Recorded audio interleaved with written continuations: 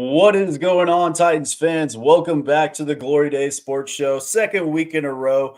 If you're enjoying the content, remember to like, comment, and subscribe down below. Make sure you follow us on Twitter/X or YouTube, or check out our long form content at Glory Days Sports on all platforms. But today we got a grand jam-packed episode in for you guys. Today we're covering a little bit of week one, doing a little quick review. We're going to dive into the week 2 Chargers game. I'll give you my predictions, give you some deep sleepers and fantasy football.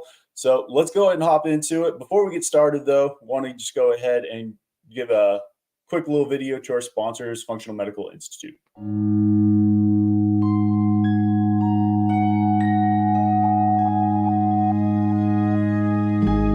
What will your last 10 years look like?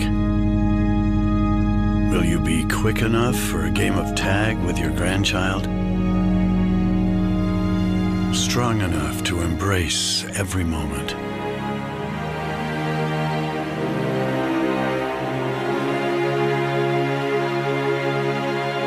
Will you grow old with vitality? Or get old with disease?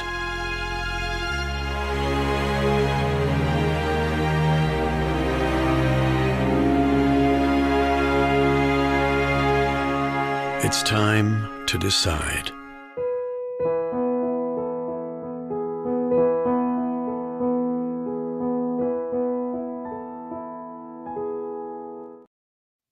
Such a powerful message. That is from our guys over at Functional Medical Institute in Tulsa, Oklahoma. Make sure you go check out their free webinar. Check that out. It's 30 minutes long. They put them on every other Tuesday. If you check it out, you save $100 in your initial consultation, where they'll sit down with you for 90 minutes and come up with a game plan, having that be blood work, DNA testing, hormones, peptides, supplementation, nutritional guidance, you name it, they got it. Anything they can do in the clinic, they can do outside of the clinic. So definitely go check them out. But let's go ahead. Let's hop into today's show, starting with did we see the beginning of the end for Tannehill last week? Obviously, with the 3 interceptions, making poor decisions all game long. We saw some decline in athleticism, I thought. We'll see. We didn't hear about any of that in the offseason. We'll see if that continues to be a trend. But what I saw on film was I saw Big Ben in his last year, Peyton Manning, hell, even Tom Brady in that last year. I saw a lack of arm strength. Doesn't mean he can't throw the ball 50 yards downfield. We saw that. We saw him overthrow Chig. But the zip to get it into those tight windows, I saw a decline there. And it looked like he just has Dennis Daly ghosts in his past. He's in the pocket, not comfortable. He was never comfortable in the pocket, even before last season. And he's just making unneeded motions within the pocket. And ultimately, I really liked what we saw from Tim Kelly calling the plays. I love seeing the King Cat, having Tajay and Derrick Henry in the backfield at the same time. Love to see it. I think ultimately we'll probably see more of that as the season progresses. We'll probably see a couple more runs out of it throughout the next coming weeks. And ultimately, I think it's going to pay to where Derrick Henry's throwing the ball. I think it's going to be a red zone attempt. They're going to just try to do what they've been doing with him ever since we drafted him. He's going to run up to the line, hop over, and he's going to throw the ball. I think it's going to result in a touchdown more often than not. But I did like the play call to Chigakonkwo, and if Ryan Tannehill makes that throw, that's a walk-in touchdown. Love seeing these guys get open. Burks was open on multiple plays. Tannehill just didn't look his way. Obviously, he had the bad drop as well, but getting these guys open in open field, that's what we want to see. So I'm confident in Tim Kelly's play style that this is going to be setting us up for the future. Even the 2 misses to Tajay, love seeing him get involved. But ultimately, I think this is to set up for the future. This looked like, especially when we go empty, and this is looking like a Will Levis, Malik style offense for the future. I think that's what it's going to pay off. It's kind of fitting the square peg into the round hole right now with Tannehill, but ultimately I think it's going to work out in the end. We don't know if DeAndre is going to be playing tomorrow. Obviously didn't practice all week, but this is also a veteran's veteran. He doesn't need to necessarily practice to get on the field. So I'm hoping to see him out there. But let's go ahead. Let's hop into my keys for the game. it's got to be with the turn of the king. This is an offense that's going to run through Derrick Henry. And even though I love getting Tajay involved, Derrick had a great game last week. We just took him off the field more than we needed to. That needs to be the focal point of our offense still. He is still him. So getting Derrick involved, especially early, leaning on this defense that is going to be without Eric Kendrick and Dayon Henley. And we know Joey Bosa, he's questionable as well. So I'm assuming he's going to suit up tomorrow, but doesn't mean he's going to be as necessarily effective as he usually is. I still think he's definitely a guy we got to watch out for. But this defense held Raheem Mostert and the Fins last week, 3.7 a tote to their running backs. We got to lean on these guys with Eric Kendricks being out and Dayon Henley being out. I'm assuming just next man up is going to be Tanner Muse. If we see him out there, this is a smaller linebacker, converted safety out of Clemson. Get him on the weak side, make him make the tackle on Derrick Henry. If we do that and put a hat on Kenneth Murray, we should be able to run on this team for sure and definitely lean into that. One thing I didn't like from Tim Kelly last week is I want to see more utilization of the play action. We set it up. We just didn't see the big play out of it necessarily. And that's where Tannehill does thrive. So definitely want to see that happen this week. But with my matchup of the week, it's got to be Chigakonkwo versus K9. This is a interior linebacker crew from last week. If you put K9 and which is Kenneth Murray and Eric Kendricks last week, they allowed 8 catches for 113 yards between the two of them. So Chigakonkwo, he's got to be involved, especially if Nuke is out. Get him involved early, and this is definitely a interior linebacker crew we can take advantage of in both facets of the game. We get next point. We got to win the line of scrimmage on both sides of the ball. We know last week Dillard struggled early. He did settle in as the game progressed. In the second half, I wouldn't say he had a good game, but he did improve. Hubbard played surprisingly well in pass pro. He did have Wesco and Chig on his side, helping him out a little bit throughout the game, but ultimately he played pretty well. I don't know if that's going to stick, especially going up against Khalil Mack and Joey Bosa. And even if Joey Bosa doesn't go, they still have Tuli Tuipulotu, rookie out of USC, had a great profile coming into the draft this year. I really liked him. He didn't see a whole lot of snaps last week, but I think that could improve as the season progresses, as it should for a rookie. Brunskill wasn't advertised. Really liked his game. And then Peter Skoronski, that's a 10-year All-Pro. He's that guy. Obviously, if you didn't see, he's having some issues with his appendix, so he is ruled out for tomorrow. So who is going to fill that position? Is it Corey Levin? Is it Dylan Radins? Is it Xavier Newman? Really big question mark there. I think I lean towards Dylan Radins right now, which is super huge. There is no reason he should be back from an ACL as late as it was, but he is, and he seems to be healthy. He's still on the injury report, but practicing full all week. I think he's not Peter Skoronski, but I think he can be serviceable for us this week. So pretty excited with that. On the defensive side of the ball, Slater is the anchor for their line at the left tackle position. Actually started – Peter Skoronski was Rashawn Slater's backup and replaced him after he moved on to the Chargers. I was really hoping to see them both on the field at the same time. Ultimately, they both on offense, but I was hoping to see who would have a better game there. Both came out, both had the short arm, so they're very similar in that right.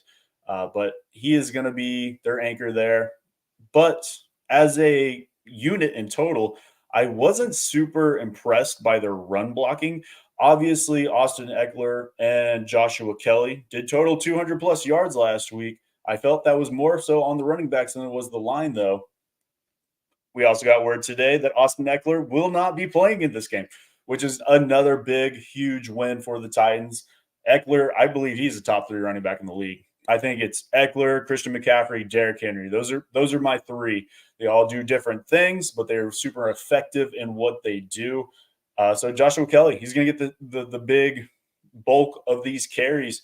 And he played well last week, but I don't think he is that guy that we saw last week. And this is similar to the Jamal Williams we faced last week. I think we can slow down this rushing attack definitely and put it into Justin Herbert's hand.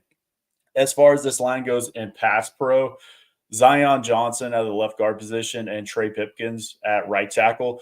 I think these are people we can take advantage of in pass pro.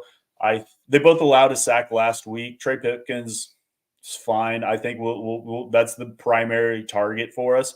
Zion Johnson still very young, has a good profile, high draft pick, so he could put it together. And maybe he just had a bad week one. But Trey Pipkins, I think we can definitely take advantage of him. Brings me to my third point. Got to win the turnover battle. You can't do what we did last week and expect to win a game. We gave up so many turnovers and we left so many points on the board. Ultimately, we didn't score any touchdowns. This is a game we need to limit those. We have to lean it. We got to lean on Derrick Henry. Got to pound the rock. We got to control the line of scrimmage and can't turn over the football. It's pretty simple. Pretty simple football, but that's Titans football. Which brings me to my score prediction. And this is one I've gone back and forth with all week long. Even last week, I gave you my full season predictions, and I predicted the Titans to lose this game. It is the home opener in Nissan Stadium, and this is a game the Titans should not win, but those are the ones the Titans do win, and we see it time and time again. So I have flipped my prediction to the Titans winning 24-17. I think Derrick Henry punches it in a couple times. I think Tannehill, I think he turns the ball over one time, but I think he completes a touchdown to DeAndre Hopkins, or not DeAndre. If DeAndre Hopkins plays, that may be great, but I think it's going to be Traylon or Chig. I think they catch a touchdown from him, and he keeps his job for another week. But ultimately, that is my season or my game predictions for the Titans versus Chargers in week 2. But let's go and hop into some fantasy sleepers. So a lot of these are players that you might be able to find your waiver wire still. Some of them are, some of them you might not. And then we got one deep sleeper today. For the quarterback position, you guys are not going to like this one, but I'm going Baker Mayfield against Chicago. I liked what I saw out of Bake last week. And you guys know I'm an Oklahoma fan. I'm not the biggest fan of Baker Mayfield, though. I liked what I saw, and it's more so his weapons more than anything. And I think Chicago bounces back in this game. I think Baker completes 2 touchdowns. While it's competitive, I think Chicago takes over the game towards the end, and I think Baker could get another garbage time touchdown as well. I am actually starting him in a league, and it's one of my Titans leagues. It's all Titans fans from Twitter, so definitely putting my money where my mouth is. Brings us to our running back position. This one was pretty easy for me. A.J. Dillon against Atlanta. We know A.J. Dillon is going to be the starter this week. So that's getting those totes.